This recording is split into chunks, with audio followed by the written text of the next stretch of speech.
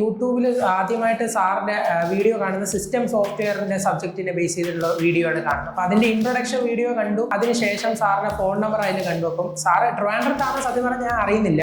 ഒരു ക്ലാസ്മേറ്റ് ആയിട്ടുള്ള ഒരു ഫ്രണ്ട് എൻ്റെ അടുത്ത് പറഞ്ഞു, സാർ ഇങ്ങനെ സ്വിഫ്റ്റ് ക്ലാസ് എടുക്കുന്നുണ്ട്, ഇത്ര പാടുള്ള സബ്ജക്റ്റ് ആണെങ്കിലും സാർ നല്ല എളുപ്പത്തിൽ പഠിപ്പിച്ചു തരും എന്ന് പറയും. ആ ഒരു ഫ്രണ്ട് പറഞ്ഞതിൻ്റെ പേരിൽ ഞാൻ സാറിന് മെസ്സേജ് അയക്കുകയും റെക്കോർഡഡ് ക്ലാസ് ആണോ അതോ ലൈവ് ക്ലാസ് ആണോ എന്ന് ചോദിച്ചു. പക്ഷെ ഞാൻ ജോയിൻ ആവാനായിട്ട് ലേറ്റ് ആയി. അപ്പോഴേക്കും സ്വിഫ്റ്റിൻ്റെ ഏകദേശം ഒരു ക്ലാസ് പിന്നിട്ട് കഴിഞ്ഞിരുന്നു. ഞാൻ സാറിൻ്റെ അടുത്ത് റെക്കോർഡഡ് ക്ലാസ് ആണ് ആവശ്യപ്പെട്ടത്. റെക്കോർഡഡ് ക്ലാസ് സാർ എനിക്ക് അയച്ചു തന്നു. അത് കണ്ടു. അങ്ങനെയാണ് ഞാൻ സിസ്റ്റം സോഫ്റ്റ്വെയറിൻ്റെ സബ്ജക്റ്റ് ഞാൻ എക്സാം എഴുതാൻ പോയത്. ഇതിൻ്റെ ഇടയിൽ എനിക്ക് വന്ന സംശയങ്ങളെല്ലാം ഞാൻ സാറിന് മെസ്സേജ് അയച്ചു.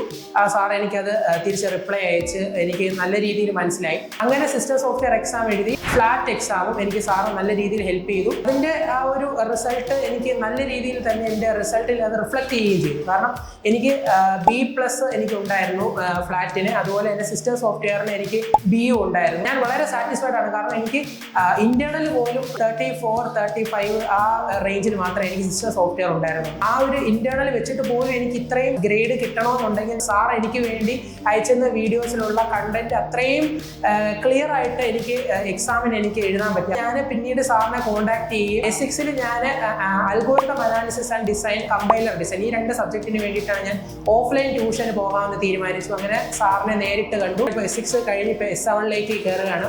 ആ 2 സബ്ജക്റ്റ് എനിക്ക് നല്ല രീതിയിൽ തന്നെ എനിക്ക് എക്സാം എഴുതാൻ സാധിച്ചു. സാറിൻ്റെ അടുത്ത് ഞാൻ ഓഫ്ലൈനായിട്ട് ഇന്റേൺഷിപ്പിന് ഞാൻ ജോയിൻ ചെയ്തിരുന്നു. പൈത്തൺ ബേസിക്സ് ആയിരുന്നു. പൈത്തൺ എനിക്ക് ലാംഗ്വേജിനെ കുറിച്ച് ഒരു കാര്യവും അറിയത്തില്ലായിരുന്നു. ഇതിനു മുമ്പ് പഠിച്ചിട്ടും ഇല്ലായിരുന്നു. സോ അതുകൊണ്ട് തന്നെ പൈത്തൺ ബേസിക്സിന് വേണ്ടി ഞാൻ ഇന്റേൺഷിപ്പ് സാറിൻ്റെ അടുത്ത് തന്നെ ഞാൻ ജോയിൻ ചെയ്തു.